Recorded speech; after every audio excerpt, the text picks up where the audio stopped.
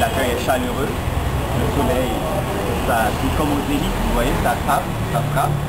Et merci pour le bronzage aussi, merci pour les lunettes que vous portez. Bienvenue. Merci pour les tenues que vous portez aussi. Je vous présente ma compagne, Florette, qui fera le parcours avec nous.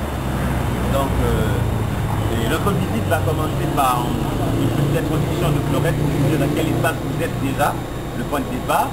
Et sur le parcours, on sera à deux pour faire le chemin.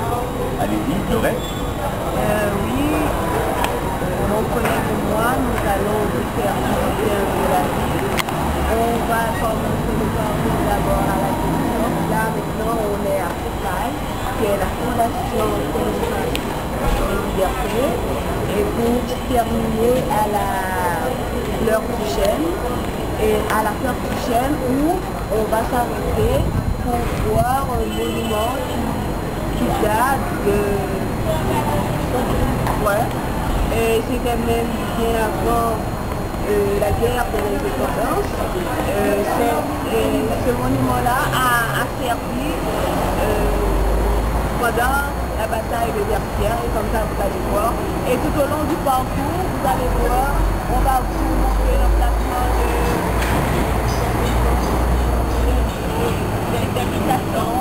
citations qui ont servi lors de période colonialisme, tout ça vous allez voir. Et là maintenant on est parti pour le fameux voyage. Voilà, pour vous dire aussi pendant que vous descendiez que Focal, ça veut dire Fondation Connaissance et Liberté. Donc sachant que liberté ça commence par un L et ça se termine par un E. Tout comme notre visite, ça va avoir un point de départ et un point d'arrivée. Donc la Focal c'est une institution culturelle qui donne des financements. Vous voyez cette grande baraque, et ça a peut-être plus de 20 ans d'existence, si je ne m'abuse. Et vous voyez cette grande structure en fer, c'est un peu la raille de l'écriture en fer découpé. Et là, sous vos pieds, c'était une sorte de carte des Caraïbes qu'on avait faite. Donc pour l'accueillir, voilà, il y avait un grand congrès pour l'accueillir. Donc il y a aussi cette statue en pierre, vous voyez là aussi. Et il faut dire aussi que la Focal, c'est l'une des maisons, et des grandes maisons antisismiques qui en a. Ça se rappelle aussi du 12 janvier, ça n'a pas de branche.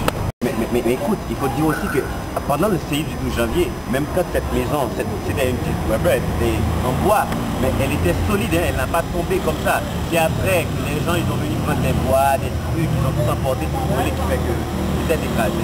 Donc on continue. Bon, maintenant on longe l'avenue Christophe pour vous dire de quoi.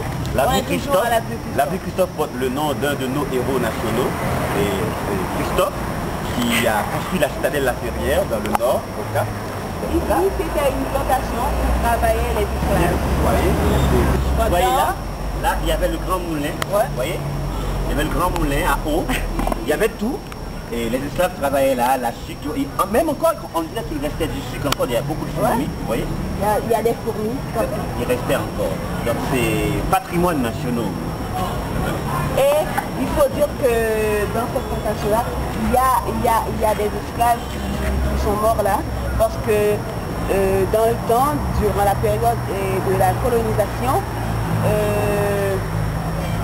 lorsque les esclaves entraient en rébellion, on les tuait dans les plantations, comme ça, ou soit on les enterrait vivants, ok? C'est comme ça, il y a pas mal d'esclaves là-dedans. Aussi, comme anecdote, c'était une mort atroce, hein, la mort des esclaves. Mais pas n'importe quelle mort. Et on leur faisait faire, on leur faisait creuser leur trou, eux-mêmes, ils creusaient leur trou, on les faisait rentrer dedans et on mettait du sirop. Ouais, comme ça.